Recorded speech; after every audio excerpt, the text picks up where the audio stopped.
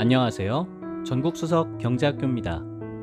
저번 영상에서 신카공제의 원리와 계산 방법을 알아보고 오셨다면 이번 영상에서는 자주 묻는 질문과 답변을 통해 신카공제에 대한 세부 사항을 알아보도록 하겠습니다.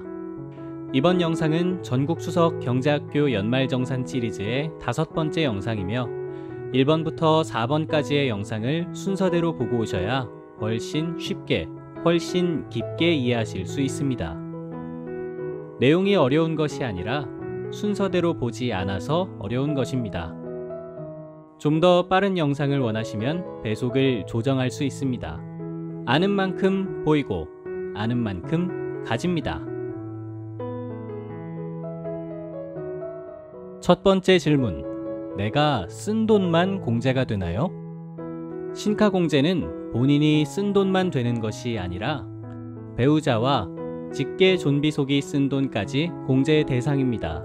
이때 배우자와 직계존비속은 근로소득만 있는 경우에는 총급여 500만원 이하, 다른 소득이 있는 경우 소득금액 합계 100만원 이하여야 합니다. 가끔 오해하시는 부분이 있는데 배우자와 직계존비속의 나이는 상관이 없습니다. 그리고 형제 자매가 쓴 돈은 공제가 불가능합니다. 두 번째 질문. 쓴 돈이 전부 공제 대상인가요? 쓴 돈이 전부 공제가 되는 것은 아니고 몇몇 공제가 안 되는 항목들이 있습니다. 공제가 안 되는 주요 항목들을 알려드리겠습니다. 통신비, 인터넷, TV 요금은 공제가 불가능합니다. 다만 핸드폰 기기값은 공제가 가능합니다. 신차 구입비와 차량 리스료는 공제가 불가능합니다. 다만 중고차는 구매 가격의 10%까지 공제가 가능합니다. 각종 세금 납부액은 공제가 불가능합니다. 세금을 낸 것을 세금 혜택을 주면 이상하겠죠? 전기, 수도, 가스요금, 아파트 관리비도 공제가 불가합니다. 해외 사용액도 공제가 불가능한 항목입니다. 상품권 및 유가증권 구입비와 현금 서비스를 받은 금액도 불가합니다.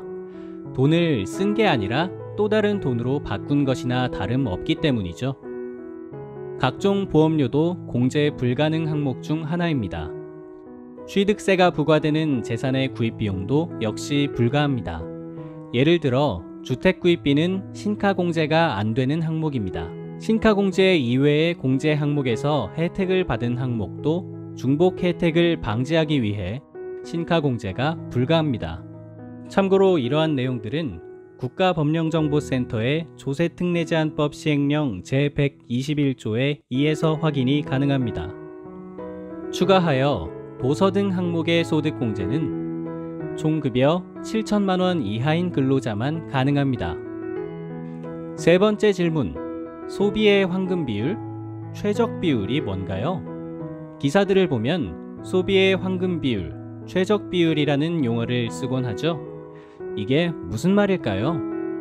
이전 영상에서 배운 것처럼 신카공제는 총급여의 25%를 초과하여 쓴 돈부터 공제 대상입니다. 다시 말해 총급여의 25%까지 쓴 돈은 공제가 되지 않습니다. 따라서 어차피 공제가 안 될 거면 현금이나 체크카드보다는 다른 혜택이 큰 신용카드로 쓰는 게 이익입니다. 예를 들어 총급여가 4천만원인 근로자의 경우 총급여의 25%인 1천만원까지는 공제가 안 되기 때문에 1천만원까지는 다른 혜택이 많은 신용카드를 쓰고 1천만원 이후부터는 공제율이 높은 현금이나 체크카드를 쓰는 게 계산상으로 이득이라는 거죠. 실제로 계산을 해보면 체크카드로 100만원을 쓸 경우 쓴 돈 100만원에 공제율 30%를 곱한 30만원이 소득공제가 되어 소득이 30만원 줄어드는 효과가 생기므로 나의 세율이 15%라고 치면 신카공제로 과세표준이 30만원 줄었으므로 30만원에 세율 15%를 곱한 4.5만원의 세금이 줄어듭니다. 즉, 체크카드를 쓰면 4.5%의 할인 효과를 얻게 되는 것이죠. 다시 말해 세율에 공제율을 곱한 만큼 할인이 되는 것입니다. 반면 신용카드는 공제율이 15%이므로 세율 15%에 공제율 15%를 곱한 2.25%의 할인 효과를 얻게 됩니다.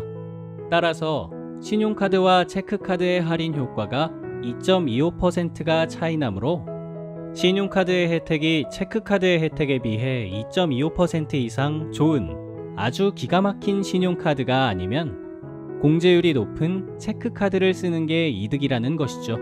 그런데 내 세율이 15%보다 높으면 차이가 더 커지겠죠? 그래서 총 급여의 25%까지는 신용카드를 쓰고 총 급여 25%를 초과한 뒤부터는 체크카드를 쓰는 게 소비의 황금 비율이라는 것입니다.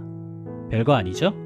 참고로 제로페이의 공제율도 현금 영수증이나 체크카드와 동일한 30%로 정해졌습니다.